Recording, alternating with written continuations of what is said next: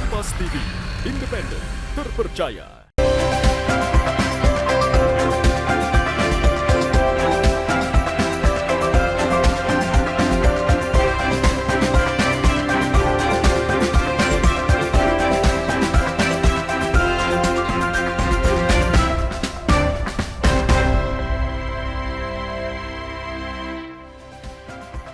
Halo, selamat pagi saudara. Anda saat ini menyaksikan Sapa Nusantara bersama saya Wafik Asisa.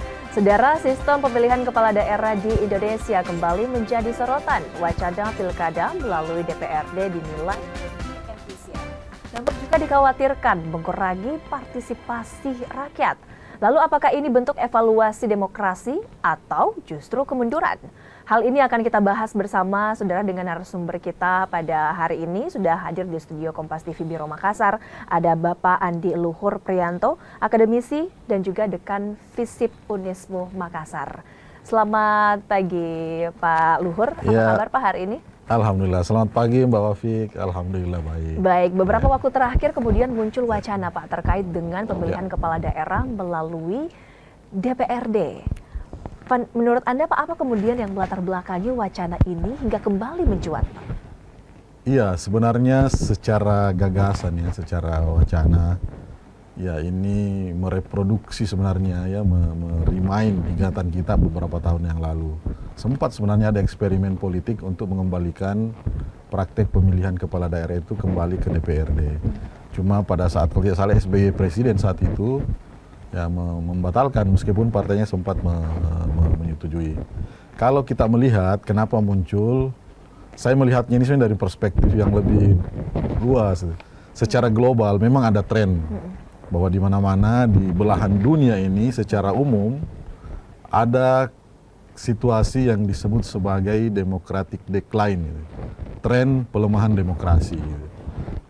Pada situasi di mana kekuatan-kekuatan politik yang terpilih melalui proses demokrasi itu justru melahirkan pemerintah yang otoritarian.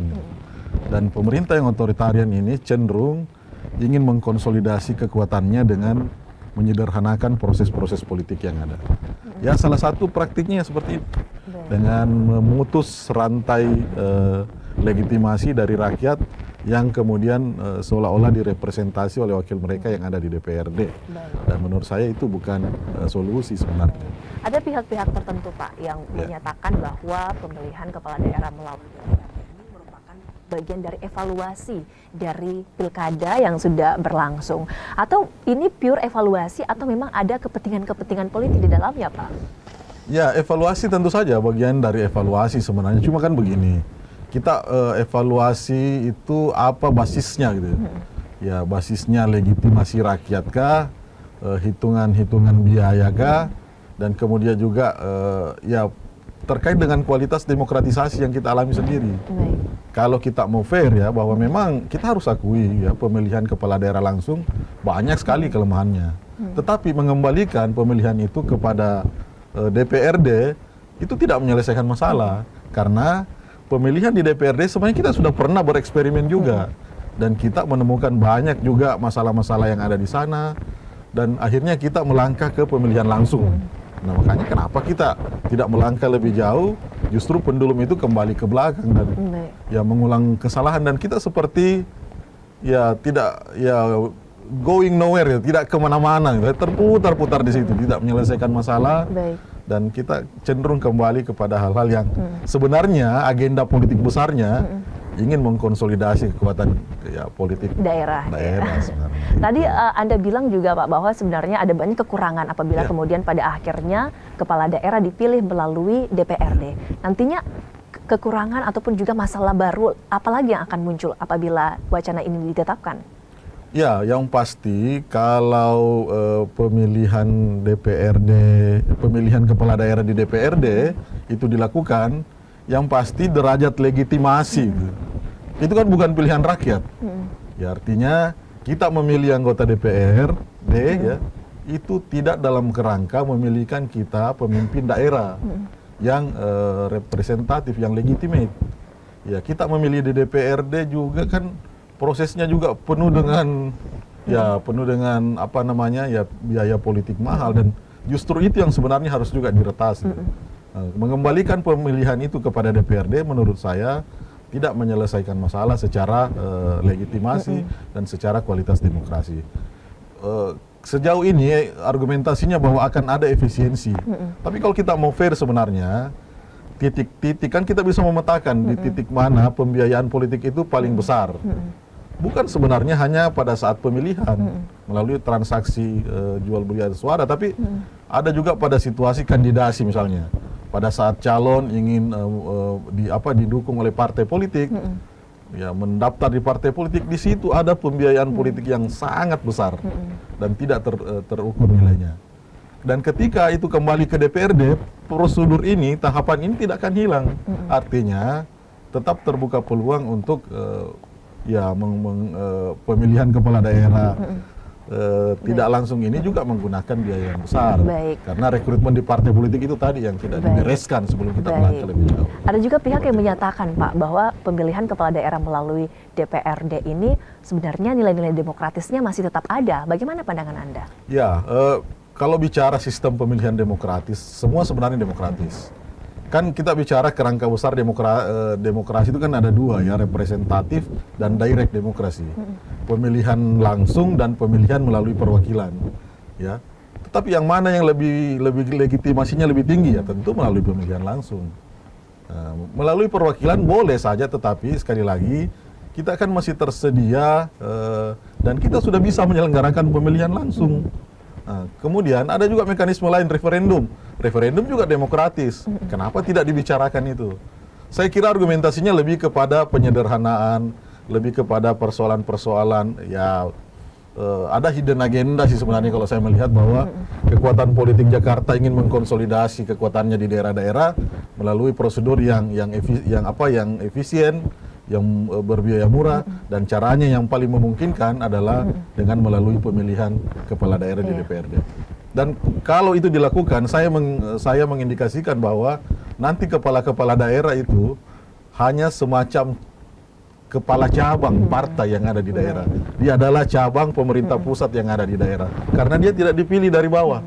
Ya. Seburuk-buruk pemilihan yang ada selama ini, itu tetap melibatkan rakyat dalam kedaulatan harus tetap rakyat dari rakyat. Dan demokrasi intinya di situ. Baik, nanti kita di segmen selanjutnya, saudara, kita akan bahas juga bagaimana kemudian dampak politik lokal terhadap sistem pemilihan kepala daerah melalui DPRD apabila jadi disahkan untuk periode selanjutnya. Kita akan bahas, saudara, usai jeda berikut ini.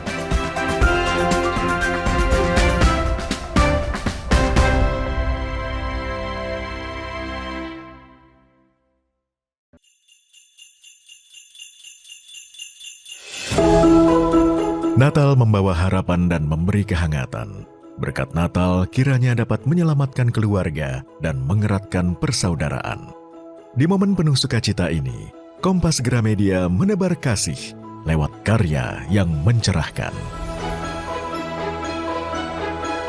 Salam sejahtera untuk kita semua. Di momen Natal penuh kasih, Allah hadir menyelamatkan keluarga, menebarkan cinta kasih dan sukacita.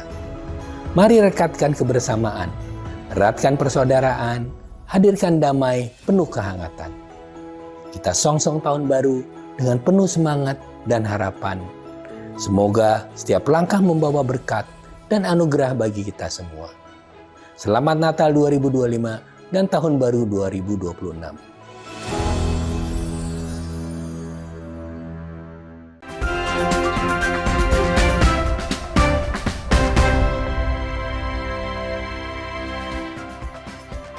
Anda kembali menyaksikan Sapa Nusantara, saudara. Kita kembali akan berbincang bersama Andi Luhur Priyanto, akademisi dan dekan FISIP Unismu Makassar. Jika melihat perkembangan wacana pemilihan kepala daerah melalui DPRD, Pak Luhur, beberapa waktu terakhir juga ada beberapa ketua parpol yang kemudian bertemu untuk membahas terkait dengan wacana ini, sepertinya jalannya akan mulus ya Pak ya. Anda melihat apakah memang nantinya undang-undang pilkada yang tidak sejalan dengan wacana ini juga akan direvisi Pak? Iya, kalau melihat ya arah ya, tren tendensi koalisi pemerintahan saat ini ya memang kan ke sana. Ya itulah risiko bahwa sistem pemerintahan kita itu tidak punya check and balances yang memadai. Jadi ketika kekuasaan yang dominan menginginkan sesuatu, maka tidak ada lagi pressure, tidak ada lagi yang bisa mengimbangi. Sepertinya begitu, dan partai-partai ini sepertinya akan bergiliran mendeklarasikan dukungan terhadap mekanisme pemilihan DPRD ini. Baik. Tapi sekali lagi ya kita juga menghimbau bahwa di luar itu masih ada kekuatan rakyat. Gitu. Di luar itu masih ada gerakan-gerakan masyarakat sipil yang saya kira tetap harus diperhitungkan dalam kerangka check and balances kita bernegara. Baik, melihat wacana ini semakin kuat ke depannya, apa kemudian hal yang perlu masyarakat lakukan, Pak, agar kedaulatan kemudian sistem demokrasi kita bisa berjalan dengan baik ke depannya? Ya, mau tidak mau masyarakat harus aktif ya, memberikan pressure, memberikan tekanan, memberikan masukan kepada pemerintah, karena sekali kedaulatan ini dirampas, maka masyarakat itu merasa bahwa this is the last guardian, the last bastion istilahnya teman-teman. Ini adalah mekanisme kekuasaan demokrasi terakhir yang dimiliki. Kalau ini pun sudah diambil, rakyat demos ya, kita bicara warga negara yang punya hak, itu merasa tidak ada lagi gunanya mereka sebagai warga negara, karena semua sudah direpresentasi oleh wakil yang mereka merasa juga punya barrier, punya hambatan, dan tidak terkoneksi langsung dengan orang yang mewakili kepentingan mereka, seperti itu. Jadi idealnya ya warga negara, saya lebih suka istilah warga negara, idealnya itu mempertaruhkan haknya, mempertahankan haknya. Ya tentu melalui mekanisme yang legal, gitu. Melalui aksi-aksi yang memungkinkan pemerintah bisa memperhitungkan langkah-langkah politiknya ke depan, seperti itu. Baik. Kita tidak ingin ada kekacauan, kita tidak ingin ada kerusuhan, tetapi sekali lagi pemerintah juga harus punya kesadaran, harus punya mengartikulasi ya, mengaspirasi masyarakat misalnya yang masih menginginkan pelaksanaan pilkada langsung seperti itu. Anda melihat Pak Luhur dalam konteks politik lokal di Sulawesi Selatan, apa kemudian dampak yang paling nyata yang akan terjadi di Sulsel apabila kepala daerah dipilih melalui DPRD? Ya, dalam konteks politik lokal sebenarnya situasinya itu, saya bilang tadi, pelaksanaan pilkada melalui DPRD ini itu cenderung menghadirkan perwakilan pemerintah pusat yang ada di daerah. Artinya calon-calon nanti itu ya akan di-dropping dari pemerintah pusat, dan itu membuat situasi politik lokal menjadi tidak dinamis. Itu membuat ada depolitisasi di tingkat arena politik lokal. Dan kalau itu terjadi, ya kita misalnya di Sulawesi Selatan, Makassar, hanya akan menunggu siapa yang diinginkan presiden, siapa yang itulah yang terpilih. Karena bukan rakyat yang memilihnya langsung. Dan itu saya kira tidak punya legitimasi dan tidak punya legitimasi yang kuat ya untuk memimpin kita dalam. Berarti koalisi di pusat juga akan sangat berpotensi di Sulawesi Selatan. Iya, ditentukan semuanya. Iya. Baik, kemudian melihat wacana ini Pak, apakah juga tentunya akan memperkuat oligarki dan politik transaksional di daerah ya? Iya, tentu ada pergeseran. Kalau dulu oligarkinya itu misalnya berbasis kelompok, berbasis klan, berbasis partai. Sekarang ini oligarkinya berbasis koalisi. Berbasis koalisi partai di tingkat pusat yang kemudian juga menurun ke tingkat daerah. Dan transaksi politiknya pasti akan terjadi di internal mereka. Ya sayang sekali, dan saya kira itu tidak akan membuat keadaan menjadi lebih baik. Ya, yang pasti masyarakat sudah tercerabut, tidak terlibat, tidak punya akses. Pada saat yang sama perilaku buruk ya, misalnya politik transaksi juga tidak bisa dihentikan dengan mekanisme pemilihan di DPRD. Makanya saya bilang lebih banyak mudaratnya lah dibanding kalau kita betul-betul ingin memperbaiki sistem. Pihak-pihak yang mendukung kemudian wacana ini banyak yang menganggap bahwa DPRD sudah cukup independen dan kredibel untuk bisa memikul tanggung jawab sebesar itu untuk memilih kepala daerah. Bagaimana tanggapan Anda soal ini, Pak? Ya, pemilihan DPRD itu bagaimana mekanismenya? Apakah dia dipilih langsung oleh rakyat juga?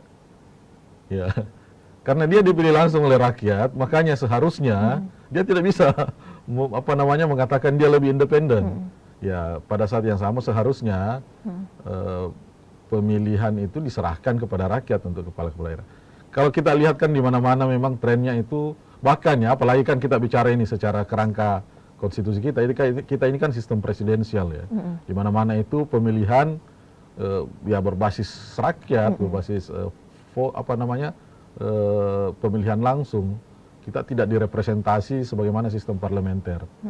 Ya bahkan di negara-negara yang menganut sistem parlementer pun, kota-kota yang strategis itu tetap ada pemilihan langsung. Dan saya kira betul-betul saya mengatakan kita setback, kita berjalan mundur menuju ke arah otoritarian kalau kita mengembalikan sistem pemilihan ini kembali ke sistem pemilihan yang berbasis di DPRD seperti itu. Dan yang menjadi kekhawatiran juga Pak dari publik, bagaimana kemudian wacana ini bisa melemahkan fungsi kontrol DPRD terhadap eksekutif?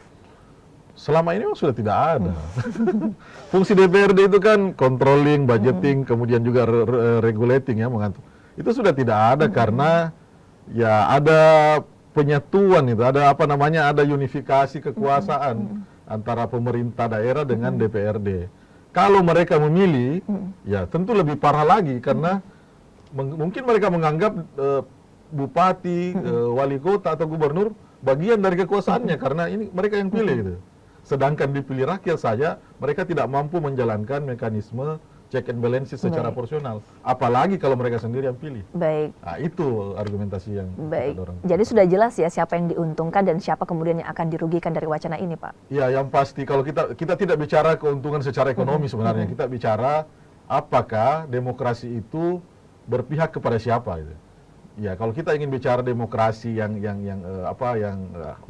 secara filosofis, tentu harus dekat kepada rakyat ya, pemilik suara, pemilik kedaulatan. Bahwa di sana ada kekurangan-kekurangan, saya kira itu yang harus kita perbaiki. Selama ini kan kritik saya begini, kita itu menganggap pilkada tidak sebagai proses belajar gitu. Kita sudah tahu bahwa ada kelemahan-kelemahan, tetapi kelemahan itu tidak pernah kita mau selesaikan. Kita terus melangkah ke agenda-agenda selanjutnya. Sekalinya memperbaiki, bukan memperbaiki tapi kembali lagi ke belakang melalui, dan itu saya kira ya tidak menyelesaikan masalah, bahkan ya menambah masalah menjadi lebih besar. Fokus memperbaiki masalah saja, jangan sampai mengubah apa yang sudah ada. Terkait dengan undang-undang pilkada saat ini juga ada wacana untuk direvisi, Pak. Bagaimana pandangan Anda soal itu? Ya, pada akhirnya nanti saya kira banyak kan putusan MK mengharuskan memang ya revisi terhadap paket undang-undang politik. Ya, undang-undang partai politik, undang-undang pemilu, undang-undang pemerintah daerah, termasuk undang-undang pilkada. Memang harus ditinjau semua ini, menyesuaikan, mengharmonisasikan. Ya, yang pasti bahwa kita akan lihat ya kepada siapa orang-orang ini berpihak nanti, kepada siapa mereka berpihak. Ya, itu akan diuji oleh waktu. Baik, akan diuji oleh waktu masa depan pilkada kita di Indonesia. Kita akan lanjutkan lagi, saudara, usai jeda berikut ini.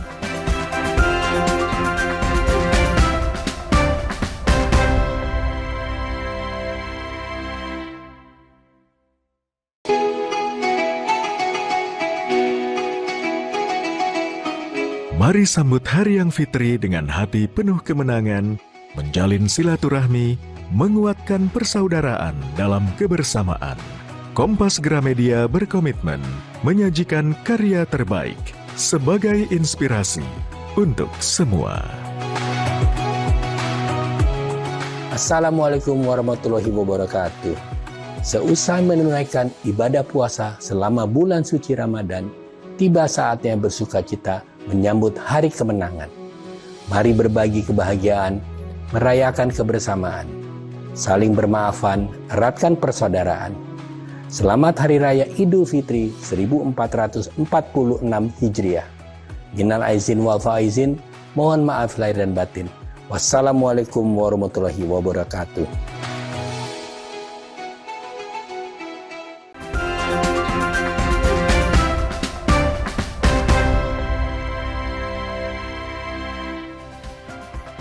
Anda kembali menyaksikan Sapa Nusantara, saudara. Kita kembali akan berbincang bersama dengan Bapak Andi Luhur Priyanto, akademisi dan juga Dekan Visip Unismu Makassar. Di segmen kali ini, Pak, saya ingin mempertegas, Pak, bagaimana posisi Anda. Anda melihat wacana pemilihan kepala daerah melalui DPRD ini sebagai kemundurankah atau evaluasi? Ya, saya begini, perjalanan demokratisasi kita selama ini itu kan ada pencapaian-pencapaian, pun juga ada ya apa namanya hal-hal yang negatif yang dilakukan. Meskipun demikian, kalau kita ingin kembali ke pilkada DPRD, saya melihatnya kemunduran. Saya melihat kemunduran karena kita sudah pernah melakukan itu dan kita punya trauma sebenarnya bagi kita yang mengingat dengan baik peristiwa itu. Ketika pemilihan di DPRD dilakukan dan rakyat merasa tidak menjadi bagian, tidak punya engagement ya dengan proses-proses politik yang terjadi, rakyat punya potensi untuk melakukan kemarahan, tindakan-tindakan destruksi.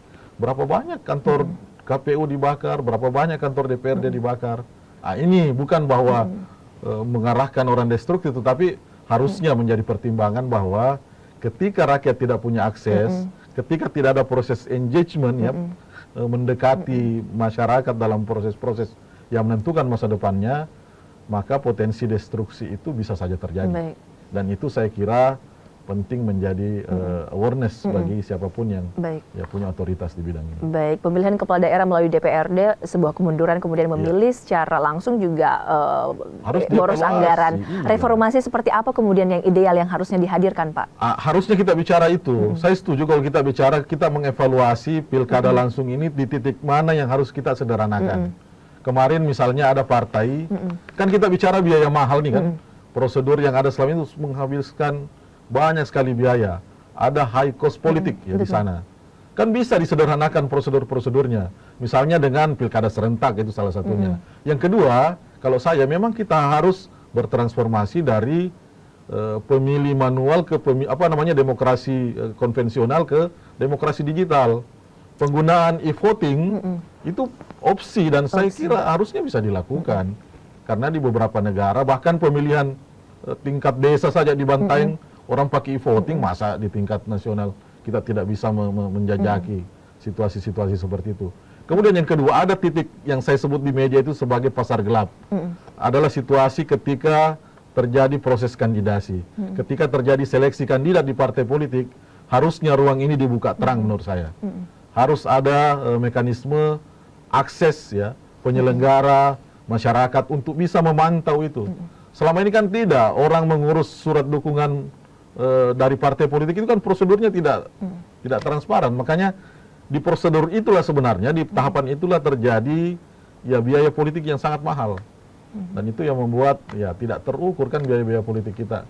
Gara-gara orang membeli partai untuk sewa partai atau apapun namanya, mahar politik di proses itu terjadi. Dan ya harusnya menurut saya itu bisa dibuat menjadi lebih terang, menjadi lebih terukur, dan kita semua bisa memantau sehingga ada transparansi, ada akuntabilitas partai politik di sana, seperti itu.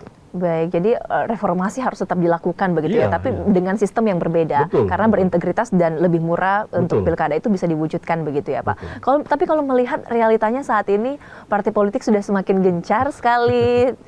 Bagaimana kemudian negara harus hadir, Pak, untuk mendengarkan bagaimana keinginan publik? Justru di situ tantangannya, karena sejauh ini cara pandang kita melihat partai dan negara itu cenderung kita menyatukan. Kita menganggap kalau partai penguasa yang ngomong seolah-olah itu kehendak negara. Padahal tidak, itu entitas yang berbeda.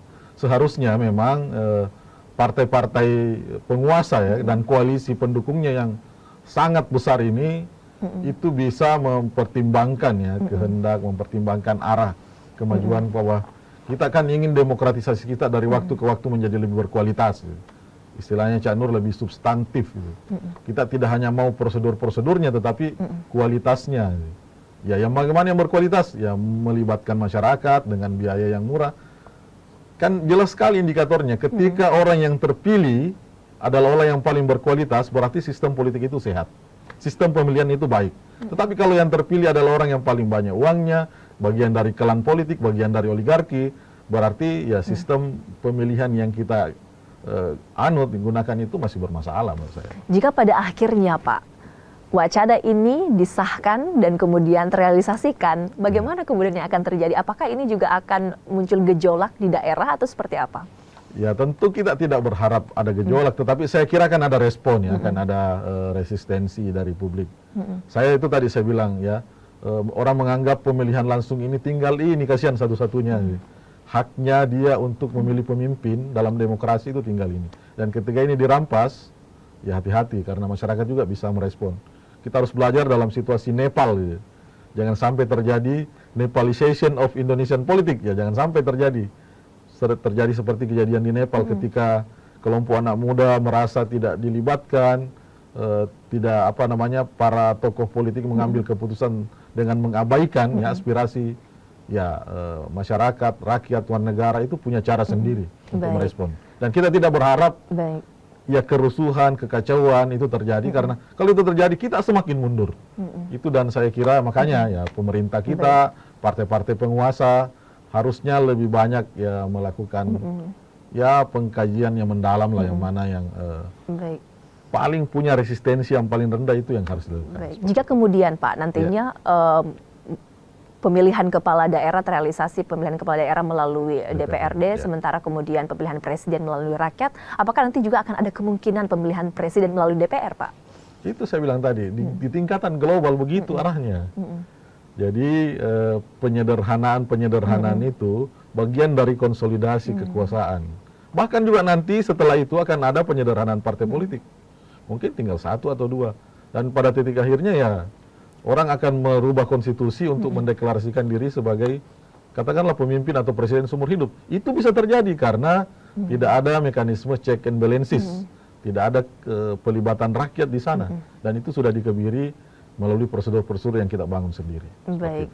Bisa disampaikan juga Pak, apa kemudian pesan dan harapan Anda terkait dengan wacana ini untuk kira-kiranya agar sistem demokrasi kita bisa lebih maju lagi ke depannya? Silakan Pak. Ya, saya selalu mendorong supaya pemilihan umum ya dan pemilihan kepala daerah ini sebagai proses belajar. Karena kalau dia proses belajar, kita bisa memperbaiki kesalahan-kesalahan, kekurangan-kekurangan, sambil kita terus melangkah maju ke arah di masa depan. Bukan misalnya dengan tidak punya solusi, akhirnya kita kembali.